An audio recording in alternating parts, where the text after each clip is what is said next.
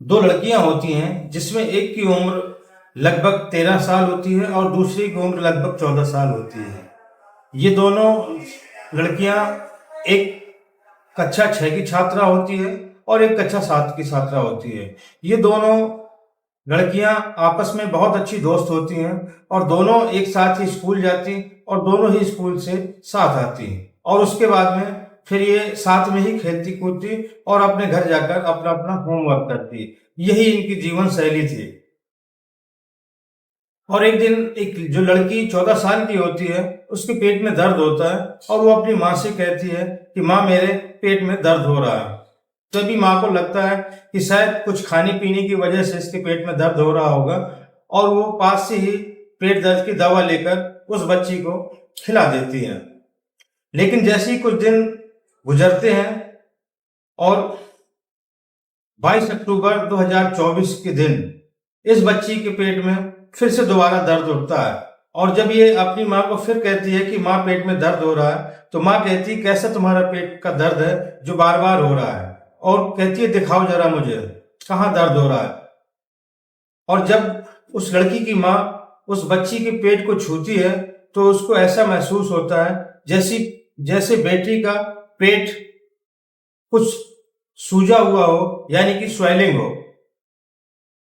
तभी उसे लगता है कि कोई जरूर कोई ना कोई बात है और वो अपने पति से कहती है कि बेटी के पेट में ऐसा लगता है जैसे सूजन हो और उसके पेट में दर्द भी हो रहा है, और चल के इसको डॉक्टर को दिखवा देते हैं। तभी माँ बाप दोनों उस बच्ची को लेकर एक सरकारी अस्पताल जाते हैं और डॉक्टर साहब से कहते हैं कि डॉक्टर साहब बच्ची के पेट में दर्द हो रहा है, कुछ दिन पहले भी दर्द हुआ था लेकिन दवा खिला दी थी तो इसको आराम मिल गया था, लेकिन अब फिर से दर्द हो रहा है और बच्ची के पेट में सूजन भी समझ में आ रही है।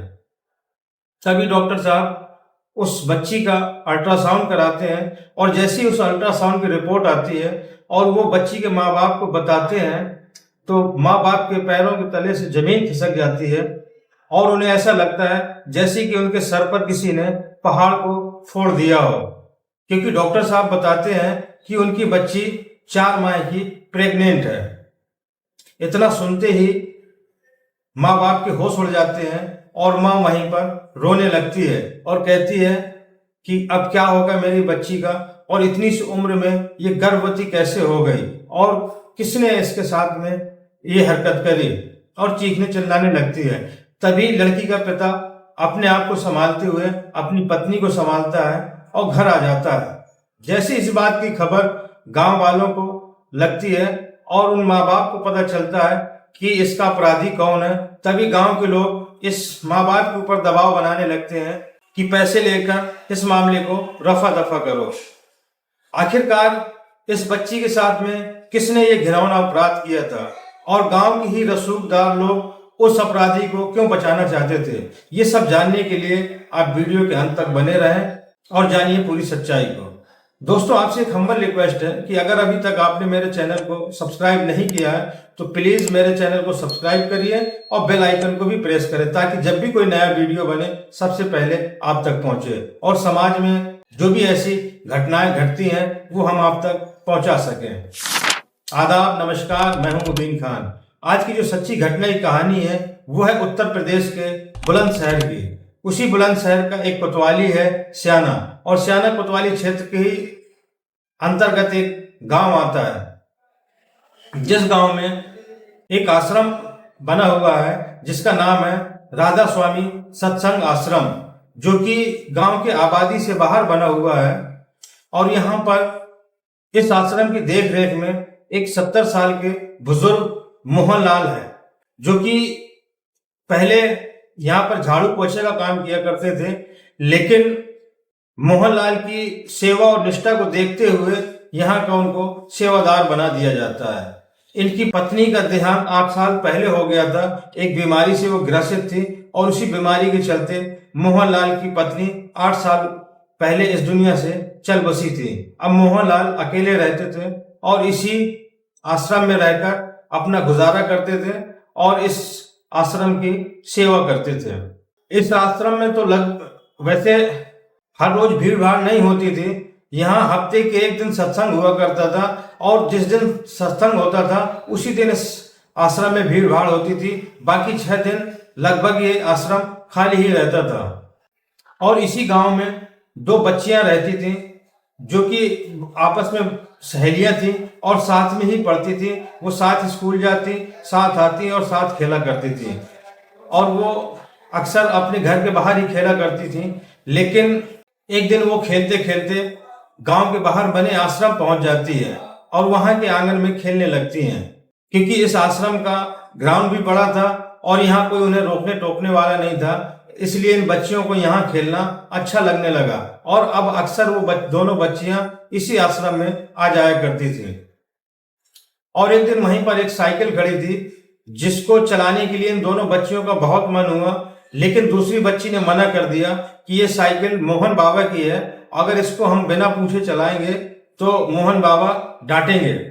तभी उसमें से बड़ी जो लड़की होती है 14 साल वाली, वो अपनी सहेली से कहती है कि इसमें कोई बात नहीं, चलो हम मोहन बाबा से ही पूछ लेते हैं।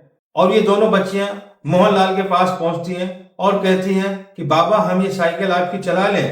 तभी मोहनलाल हाँ में सर हिला देता है और वो बच्ची दोनों खुश हो जाती हैं और इस साइकिल को वो चलाने लगती हैं। साइकिल को चलाकर उन्हें बहुत ही अच्छा लग रहा था, क्योंकि पूरी तरीके से साइकिल चला नहीं पाती थी, तो कभी गिरती कभी चलाती, इसलिए इन्हें और भी मजा आता था। अब ये हर रोज बच्चियां साइकिल चलाने के लिए उस आश्रम में आने लगी थी और यहीं पर साइकिल चलाती और कुछ देर खेलती कूदती। लेकिन वहीं पर जो ये इस आश्रम के सेवादार थे मोहनलाल, उन बच्चियों को अपने पास बुलाते और कभी बात करने के बहाने उनको बैक टच करने लगे। कभी उनके कहीं पर हाथ रखते, कहीं कहीं पर हाथ रखते। लेकिन लड़कियों को लगता कि शायद बाबा तो 70 साल के बूढ़े हैं और शायद ये उनका लाड़ दुलार हो, इसलिए इस बात को वो इग्नोर कर देती और अपने खेलने कूदने में मस्त हो जाती। लेकिन इन मासूम बच्चियों को नहीं पता था कि इस 70 साल के बूढ़े आदमी के मन में क्या चल रहा है।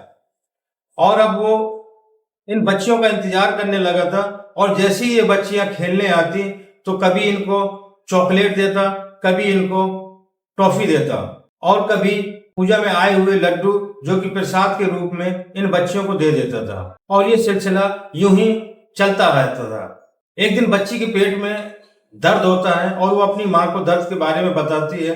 तभी उसकी माँ पास से ही पेट दर्द की दवा लेकर उस बच्ची को खिला देती है और वो सही हो जाती है और ये बात आई गई हो जाती है। लेकिन कुछ दिनों बाद यानी कि 22 अक्टूबर 2024 को उस बच्ची के पेट में फिर से दर्द होता है और जब दर्द दोबारा होता है तो इस बच्ची को वो लोग अस्पताल लेकर जाते हैं और जहां पर अल्ट्रासाउंड कराए जाने पर इनके माँ बाप को जब ये बात पता चलती है कि हमारी बच्ची 4 माह की गर्भवती है, तभी ये लोग बहुत ज्यादा परेशान हो जाते हैं और इनको ऐसा लगता है कि जैसे हमारी बच्ची की तो जिंदगी ही खराब हो गई होगी। और इस बात को भी सोच सोच कर परेशान होने लगते हैं कि अगर ये बात जब लोगों को पता चलेगी तो बच्ची की भी बदनामी होगी और हमारी भी बदनामी होगी और कौन हमारी बच्ची से शादी करेगा। इसी बात को लेकर ये फिक्रमंद हो जाते हैं और बच्ची को लेकर गांव आ जाते हैं।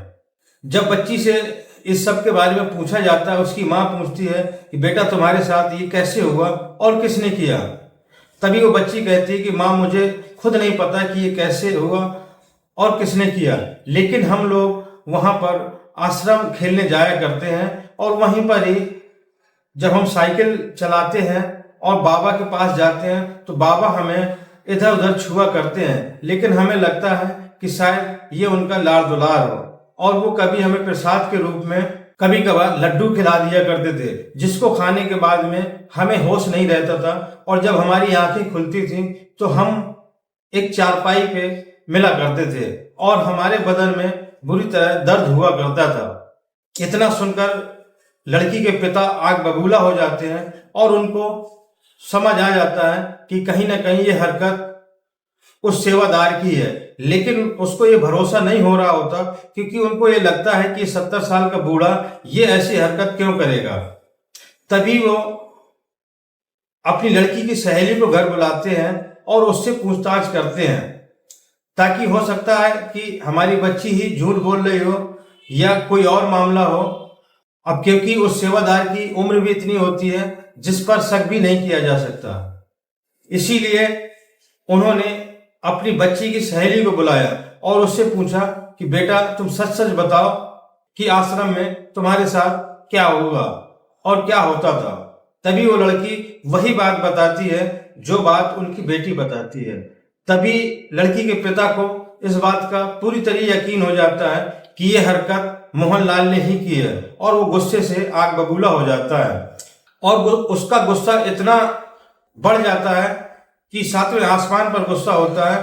तभी वो घर में रखी कुल्हाड़ी को उठाता है और कहता है कि आज मैं इस मोहनलाल की खैर लेता हूं और इसको मैं जिंदा नहीं छोड़ूंगा जिसने मेरी मासूम सी बच्ची की जिंदगी बर्बाद कर दी। तभी उसका हाव भाव देखकर उसकी पत्नी डर जाती है, सहम जाती है। उसको लगता है कि हमारी बच्ची की तो जिंदगी इसने खराब कर ही दी और अगर गुस्से में आकर मेरे पति ने इस मोहनलाल की हत्या कर दी तो मेरा पति भी जेल जाएगा, मेरा पूरा घर बर्बाद हो जाएगा। तभी वो अपने पति के हाथ पांव जोड़ने लगती है, आरजू मिन्नत करने लगती है और उसको समझाने का प्रयास करती है कि आप ऐसा कोई गलत कदम न उठाना और हम पुलिस के पास चलेंगे, हम कानून का सहारा लेंगे और कानून का सहारा लेकर ही उसको सजा दिलाएंगे। जब पत्नी इतना उसको समझाती है तभी पति का गुस्सा थोड़ा शांत होने लगता है और वो वहीं पर हाथ थक कर बैठ जाता है और कुछ देर सोचने के बाद अपनी पत्नी से कहता है कि चलो थाने चलते हैं और बच्ची को लेकर वो लोग थाने पहुंच जाते हैं और कोतवाली सियाना में आकर उस मोहनलाल के खिलाफ ये लोग लिखित में तहरीर देते हैं और पुलिस को पूरी घटना बता देते हैं जो जो इनकी बच्चियों ने बताया और हाथ जोड़कर कोतवाल साहब से कहते हैं कि साहब हमारी इसने मासूम बच्ची की जिंदगी बर्बाद की है, इसको छोड़ना नहीं और इसको सख्त से सख्त सजा दिलाना। तभी कोतवाल साहब कहते हैं कि आप लोग परेशान न होइए और हम तुम्हें इंसाफ दिलाएंगे और अगर वो सच में अपराधी है तो हम उसको बख्शेंगे नहीं। तभी लड़की का पिता कहता है कि साहब उस आश्रम में पहले भी इस तरह के कांड हो चुके हैं लेकिन गांव वाले खामोश रहे, लेकिन हम चाहते हैं कि अब आप लोग इनके खिलाफ सख्त से सख्त कार्रवाई करें और अब हम ये आश्रम चलने नहीं देंगे। तभी सियाना पुलिस हरकत में आती है और उस मोहनलाल को हिरासत में ले लिया जाता है और मोहनलाल से जब पूछताछ की जाती है तो पहले तो मोहनलाल इधर उधर की बातें करता है और मामले को टालने की कोशिश करता है, लेकिन जब पुलिस सख्ती से उससे पूछताछ करती है तो मोहनलाल सब कुछ सच बता देता है। वो कहता है कि ये बच्चियां आती थी मेरे आश्रम में खेलने और ये लोग मेरी साइकिल भी चलाया करती थी, लेकिन जब ये रोज आने लगी और मैं जब इनको रोज देखता, अब क्योंकि मेरी पत्नी का भी देहांत हो चुका था 8 साल पहले, इसलिए मेरी इन बच्चियों पर नीयत खराब होने लगी थी और तभी मैं धीरे धीरे इनके करीब जाता, कभी इनसे बातें करता और कभी इनको चॉकलेट टॉफी दिया करता था और जब मैंने इनको प्रसाद देता था उसमें मैं नशीला पदार्थ मिला दिया करता था क्योंकि मेरी नीयत इन दोनों बच्चियों पर खराब हो गई थी। और वो ये भी कहता है कि जब मैं इनको प्रसाद के रूप में लड्डू खिलाया करता था तो उसमें मैं नशीला पदार्थ मिला देता और जब ये बच्चियां बेहोश हो जाती तो इनको उठाकर मैं चारपाई पर ले जाता और वहीं पर इनके साथ में शारीरिक संबंध बनाता था। ये बच्चियां लगभग 8 महीने से मेरे यहाँ आ रही थी। पुलिस को गुस्सा आता है और पुलिस उसको डांटते हुए कहते हैं तुम्हें शर्म नहीं आई, तुम 70 साल के बूढ़े और ये 13-14 साल की बच्चियों का तुमने जीवन बर्बाद कर दिया, तुम इंसान हो या हैवान। मोहनलाल नीचे को सर झुका कर खड़ा रहता है, कुछ नहीं कहता।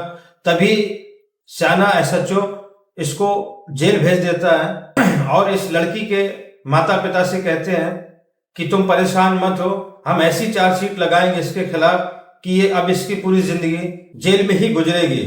लेकिन वहीं पर जब ये सारी घटनाक्रम गांव वालों को पता चलता है तभी वहां के गांव के कुछ रसूखदार लोग उस लड़की के पिता के ऊपर दबाव बनाने लगते हैं और कहते हैं कि तुम अपना केस वापस ले लो और कुछ बहुत तुम पैसे ले लो और पैसे का भी लालच देते हैं और दबाव भी बनाते हैं। लेकिन लड़की का पिता अपनी बात पर अड़ा रहता है और कहता है कि मैं अपनी बेटी के साथ हुए जुल्म और ज्यादती का किसी भी कीमत पर सौदा नहीं करूंगा। और ये बात जाकर वो पुलिस से भी बता देता है कि गांव के कुछ रसूखदार लोग मेरे ऊपर दबाव बना रहे हैं और पैसे का लालच दे रहे हैं। तभी एसएचओ साहब कहते हैं तुम्हें किसी से भी डरने की जरूरत नहीं है। लेकिन दोस्तों आप लोग खुद बताइए कि क्या ये जो गांव वाले कर रहे थे ये सही कर रहे थे? इस 70 साल के बूढ़े आदमी ने 2 मासूम बच्चियों की हंसती खेलती जिंदगी में जहर घोल दिया था और इनसे इनका बचपना छीन लिया था। और उसी अपराधी के गांव के रसूखदार लोग इसका बचाव कर रहे थे। तो दोस्तों कमेंट बॉक्स में अपनी राय जरूर दें इस मोहनलाल के बारे में भी और गांव के रसूखदार लोगों के बारे में भी कि आपका क्या कहना है इनके बारे में। तो दोस्तों ये थी आज की कहानी। अगर ये कहानी आपको अच्छी लगी हो तो लाइक शेयर सब्सक्राइब जरूर करें। और दोस्तों ये कहानी सुनाने का मकसद किसी को आहत करना या परेशान करना नहीं है, बल्कि आप लोगों तक सच पहुंचाना और आप लोगों को जागरूक करना है। और हर कहानी कोई ना कोई हमें सीख देती है, क्योंकि आज के बदलते दौर में हम सबको जरूरत है कि हम अपने बच्चों को अच्छी शिक्षा के साथ साथ अच्छी परवरिश भी करें और उनको दुनियादारी भी समझाएं, ताकि वो दूसरों से सतर्क रहें और ऐसे हैवानों के चंगुल में न फंसे। तो दोस्तों मिलते हैं अगले वीडियो में नई कहानी के साथ। जय हिंद।